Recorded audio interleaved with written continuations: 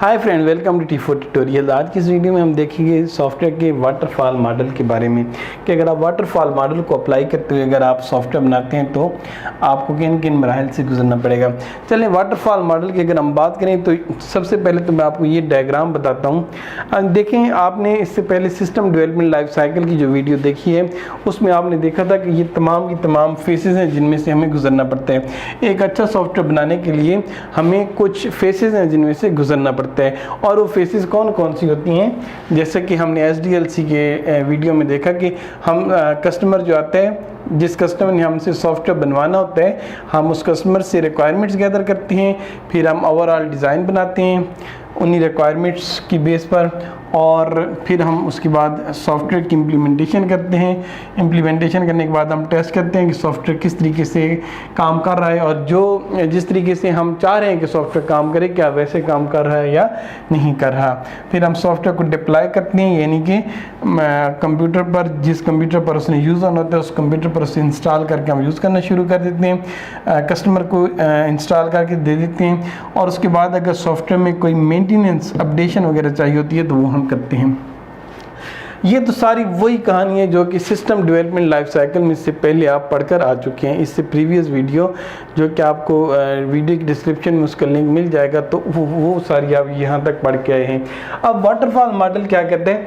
Waterfall model ये कहते हैं कि जब आप एक फेज से किसी दूसरी फेज पे जाएं तो उसके बाद वापस ना जाएं। क्या मतलब हो गया? यानी कि वाटरफॉल मॉडल ये कहता है कि अगर आपने रिक्वायरमेंट्स गैदर करनी है तो आराम से तसल्ली से डिटेल्ड रिक्वायरमेंट्स गैदर कर लो। जब रिक्वायरमेंट्स गैदर कर लो तो फिर डिज़ाइन फेज में आओ और सॉफ्टवेयर की डिज़ाइनिंग शुरू कर दो। फिर जब डिज़ाइनिंग फेज में आओ तो वापस रिक्वायरमेंट्स गैदरिंग वाली फेज में आपने वापस नहीं जाना। अच्छा, जब डिज़ाइन करने बैठो तो डिटेल में तसल्ली से अच्छा सा डिज़ाइन बनाओ, और ये माइंड में रखो कि जब डिज़ाइन के बाद इम्प्लीमेंटेशन में चले जाएंगे तो दोबारा डिज़ाइन फेस में वापस नहीं आ सकते। तो इसी तरीके से वाटरफॉल मॉडल अगर आप चूज़ करते हैं तो इन तमाम फेसेस को आपने बड़ी तसल्ली से करना है और बड़ी तसल्ली से टाइम देते हुए आगे मूव करना है, क्योंकि हम एक्सपेक्ट ये कर रहे हैं कि आप जो है पिछली फेज पे वापस नहीं जाएंगे। तो ये है जी वाटरफॉल मॉडल। ओके, तो अब हम देखते हैं जी कि वाटरफॉल मॉडल के एडवांटेजेस क्या हैं। गुड फॉर स्मॉल प्रोजेक्ट्स, छोटे छोटे प्रोजेक्ट्स के लिए ये बेहतर है। जैसे कि अभी इस डायग्राम में मैंने आपको बताया कि हमने बड़ी तसल्ली से अच्छी करके रिक्वायरमेंट्स गैदर करनी है। जब हमें कॉन्फिडेंस होना है कि हमने जो रिक्वायरमेंट्स गैदर की हैं बिल्कुल ठीक गैदर की हैं, और हर फेस में जब हमें मुकम्मल कॉन्फिडेंस हासिल होगा तभी हम नेक्स्ट फेस में मूव कर रहे हैं। तो ये कॉन्फिडेंस हमें तभी हासिल हो सकता है कि अगर हम किसी स्मॉल प्रोजेक्ट पे काम कर रहे हैं। अगर हम किसी बड़े प्रोजेक्ट पे काम कर रहे हैं तो हम इतने कॉन्फिडेंस से नहीं कह सकते कि हमने प्रॉपर रिक्वायरमेंट्स इकट्ठी कर ली, हमने बिल्कुल प्रॉपर डिज़ाइन बना लिया, हमने बिल्कुल किसी फेस पे काम कर लिया। ये हम किसी बड़े प्रोजेक्ट के लिए इतने कॉन्फिडेंस के साथ नहीं कह सकते। तो इसलिए हम कह रहे हैं कि good for small projects, easy to use and follow. जब स्मॉल प्रोजेक्ट्स के लिए है तो यूज़ करना भी आसान है, फॉलो करना भी आसान है, क्योंकि हम कह रहे हैं कि हम एक ही फेज़ में अच्छा करके काम करेंगे और नेक्स्ट फेज़ में जाएंगे तो वापस नहीं जाएंगे। तो इसलिए हम कह रहे हैं कि इसको जो यूज़ करना है वो आसान है और फॉलो करना भी आसान है। फॉलो करना क्यों आसान है? क्योंकि यहाँ पर देखें ना, जब डिज़ाइनर डिज़ाइन तैयार करने बैठेगा तो उससे जो पहला रिक्वायरमेंट्स वाला डॉक्यूमेंट मिलेगा वो मुकम्मल तैयार होगा, अच्छे तरीके से तैयार होगा। इम्प्लीमेंटेशन करने वाले प्रोग्रामर जब कोड लिखने बैठेंगे तो उन्हें जो डिज़ाइन है वो मुकम्मल तौर पर क्लियर डिज़ाइन मिलेगा। तो इसलिए हम कह रहे हैं कि इसको फॉलो करना भी बहुत इजी है कि एक की टीम में जो काम हो रहा है तो अगर डिज़ाइनर ने जो काम किया उसका काम डेवलपर बड़ी आसानी से समझ सकता है, डेवलपर ने जो काम किया वो सॉफ्टवेयर टेस्टिंग करने वाले उसका काम बड़ी आसानी से समझ सकते हैं। और वजह क्या है? क्योंकि ये स्मॉल प्रोजेक्ट है और easy to use and follow है। इसके अलावा इन तमाम बातों से ये जाहिर हुआ कि जो वाटरफॉल मॉडल है, जब नेक्स्ट फेज़ में हम जाते हैं तो प्रीवियस फेज़ की क्लियर पिक्चर हमारे पास मौजूद होती है। डिसएडवांटेजेस ऑफ वाटरफॉल मॉडल, अगर आप वाटरफॉल मॉडल चूज़ करते हैं तो इसके डिसएडवांटेजेस क्या हो सकते हैं? Not useful for a large project, अगर आपके पास कोई बड़े बड़े प्रोजेक्ट्स हैं तो उनमें आपने वाटरफॉल मॉडल चूज़ नहीं करना। अमूमन पेपरों में आपसे ये पूछ लिया जाता है कि आपको एक केस स्टडी दी जाती है जिसमें कोई बड़ी सी केस स्टडी होती है या मीडियम लेवल की केस स्टडी होती है, और आपसे पूछा ये जाता है कि कौन सा मॉडल आप चूज़ करेंगे, तो आप वाटरफॉल लिख देते हैं। ये बिल्कुल गलत है, ऐसा ना किया करें। वाटरफॉल जो है ये स्मॉल प्रोजेक्ट्स के लिए होते हैं।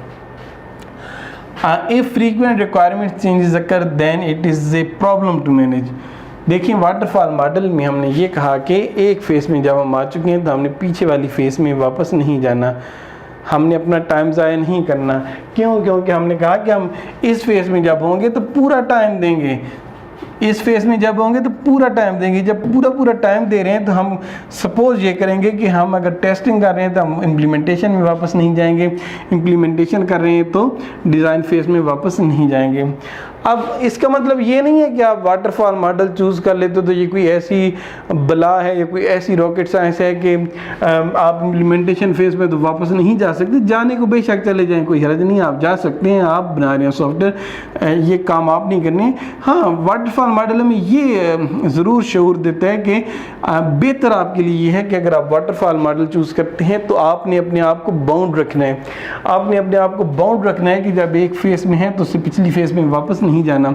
अगर आप वाटरफॉल मॉडल को चूज़ करते हो, ये सारे काम आपके दिमाग में मॉडल है कि मैं जो काम करूंगा वो मैं इस सीक्वेंस में करूंगा, और इस सीक्वेंस को आप फॉलो नहीं करते और दोबारा टेस्टिंग से इम्प्लीमेंटेशन में जाते हो, इम्प्लीमेंटेशन से डिज़ाइन में जाते हो, तो आप ओवर बजट हो सकते हो और आपको जो टाइम है वो भी ज़्यादा लग सकते हैं। तो इसलिए इन चीज़ों का आपने ख्याल रखना है। तो अब यहाँ पर अगर कोई कस्टमर हमारा रिक्वायरमेंट्स चेंज करता है बार बार के सॉफ्टवेयर में ऐसे नहीं ऐसे नहीं ऐसे चाहिए, तो ये यहाँ पर प्रॉब्लम होगी।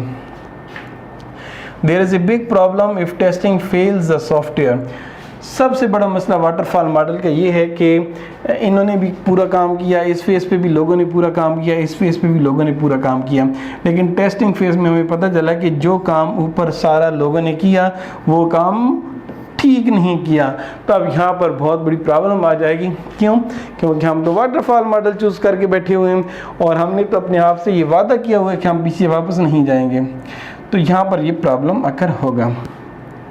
अब पेपर में आपसे इस तरह का सवाल अक्सर पूछ लिया जाता है कि मिसाल के तौर पर अगर टेस्टिंग में कोई प्रॉब्लम आते है तो आप वाटरफॉल मॉडल के अंदर रहते हुए इम्प्लीमेंटेशन में वापस जा सकते हैं या नहीं जा सकते।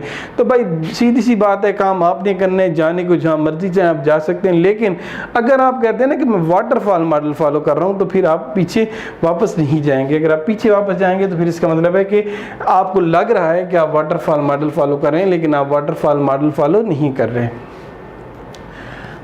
No feedback. कस्टमर से हम बार बार, जो हमारा सॉफ्टवेयर का कस्टमर होता है, जो हमसे सॉफ्टवेयर बनवा रहा होता है, उससे हम बार बार फीडबैक नहीं लेते। हम बार बार फीडबैक क्यों नहीं लेते?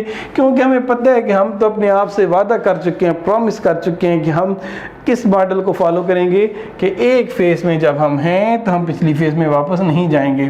तो अगर हम कस्टमर से बार बार फीडबैक लेंगे तो वो तो हमें कहेगा कि भाई मुझे ऐसे नहीं ऐसे चाहिए, ऐसे कर दो, वैसे कर दो, वैसे कर दो।